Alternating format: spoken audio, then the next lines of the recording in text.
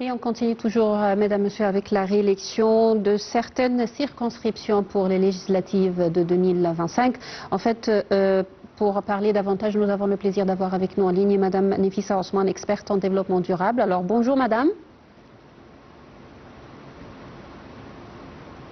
Madame Nefissa Ousmane, est-ce que vous m'entendez? Oui, là je vous entends très clair. Alors, merci. Bien. Alors, madame, en fait, aujourd'hui, bien sûr, on est au deuxième jour pour les réélections dans certaines circonscriptions, 30 circonscriptions, le deuxième jour du scrutin à l'étranger. Demain commence, en fait, l'élection ici en Égypte. Est-ce que vous pensez que le fait qu'il y ait cette réélection montre vraiment ou envoie plutôt un message politique important que la future composition du Parlement, vraiment, c'est-à-dire un message politique important sur la crédibilité en fait du nouveau Parlement avec toutes ces décisions importantes de la part de l'autorité nationale des élections et de la Cour administrative concernant ces circonscriptions? Bien sûr, comme vous l'avez dit, c'est la crédibilité.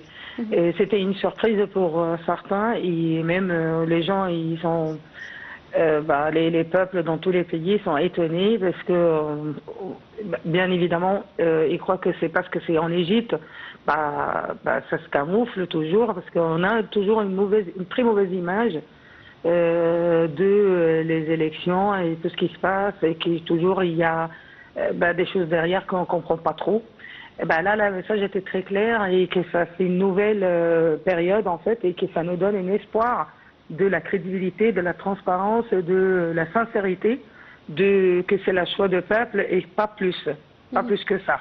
Ouais. Et c'est ça qui a motivé, ça c'était une motive pour laquelle, vous voyez ici par exemple en France, il fait, la première fois il fait 2 degrés, très très froid, glacial. Et là, il y avait une énorme participation, surtout les jeunes de 18 ans, d'à partir de 18 ans, de tous les départements de l'Égypte, pas seulement une seule partie. Et la deuxième tour, c'est pareil, hier pareil, aujourd'hui pareil. C'est vrai que la répétition, ça a démobilisé certains, disant que voilà, on est déjà participé parce que c'était 2 jours du travail. Ouais. Moi, cette fois-ci, le tour, quand c'était jour de la semaine, moi, j'apprécie pas trop parce qu'il y a des gens qui travaillent pendant la semaine. Donc, si c'était vendredi, samedi ou samedi, dimanche, je pense que c'était beaucoup plus efficace. Ouais.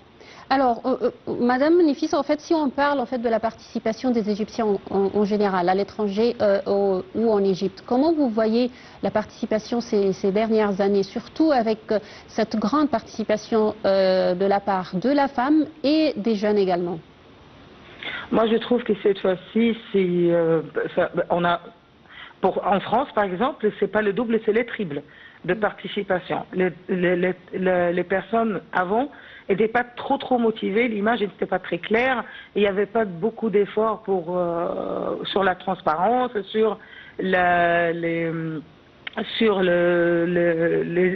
procédures de voter et tout ça. Il n'y avait pas beaucoup de facilité de transport, il n'y avait pas de mobilisation par rapport à la participation des associations comme le nôtre et des autres associations. Donc tout ça, ça fait un effort collectif, c'était participation de chaque côté pour redoubler, même tripler le nombre de participants. Et il y a aussi les messages très importants qui a passé l'Égypte sur la crédibilité. Je reviens toujours sur ça parce que c'était très important. Cela a motivé beaucoup de personnes qui croient maintenant que voilà, c'est la voix du peuple, la participation des diasporas, c'est très très important. Surtout en Égypte aussi, il y a beaucoup de mobilisation, il y a beaucoup de croyances qu'il y a des choses qui changent et qui se développent et en parallèle avec tous les projets de l'Égypte, bien sûr. Alors, comment vous voyez en fait le rôle de la femme ces dernières années en Égypte en ce qui concerne la vie politique et comment elle tient vraiment à participer pas seulement aux élections, mais à la vie politique en général en Égypte. Comment vous voyez tout ce qui s'est passé au cours de ces dernières années? Au cours de ces dernières années, c'est développé. On voit plus la participation dans plusieurs domaines qu'on ne le voit pas avant. Ouais. Mais toujours l'Égypte, il y avait des participations très très remarquables de la femme, à partir de la femme de président même, tous les présidentes, et qu'ils ont toujours des projets, Kora El Gami a plusieurs projets depuis. Mais ces années, la différence, c'est qu'il y a plusieurs domaines. C'est des domaines qui étaient pas connus par les femmes, même à l'étranger. Hein, il y a les femmes et surtout sur les domaines associatifs, il y a beaucoup plus de participation, plus qu'avant. C'est à l'étranger comme à l'intérieur. Ouais. Alors, vous voyez quand même une grande participation des femmes, si vous suivez ce qui se passe en Égypte, par exemple, sur les écrans de télévision. Est-ce que vous voyez cette participation des femmes, ce grand nombre de femmes qu'on voit dans les bureaux de vote? Oui, bien sûr. En fait, au début, ou bien c'était pas trop clair que la voix des femmes compte et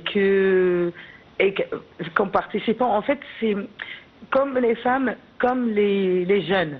C'est pareil. C'était certaines personnes qui ont eu l'habitude de partir voter, participer, et qui ne voyaient pas en fait l'importance des femmes. Mais puisqu'il y a des participants parmi les associations et parmi les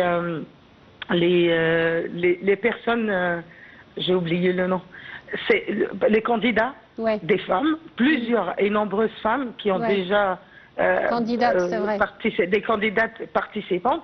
Donc, si la candidate est une femme, ça motive automatiquement les femmes de partir voter. C'est le minimum des choses. Même rêver d'être dans les mêmes... les débats est ouvert pour les femmes comme les hommes. Et après, pourquoi pas d'être une participante un jour. Je vous remercie infiniment. Je rappelle, Madame Nefissa Ousmane Japrel, vous êtes experte en développement durable. Je vous remercie infiniment. Merci beaucoup. Nous parvenons ainsi, mesdames, messieurs, à la fin de cette édition. Merci pour votre attention. Au revoir.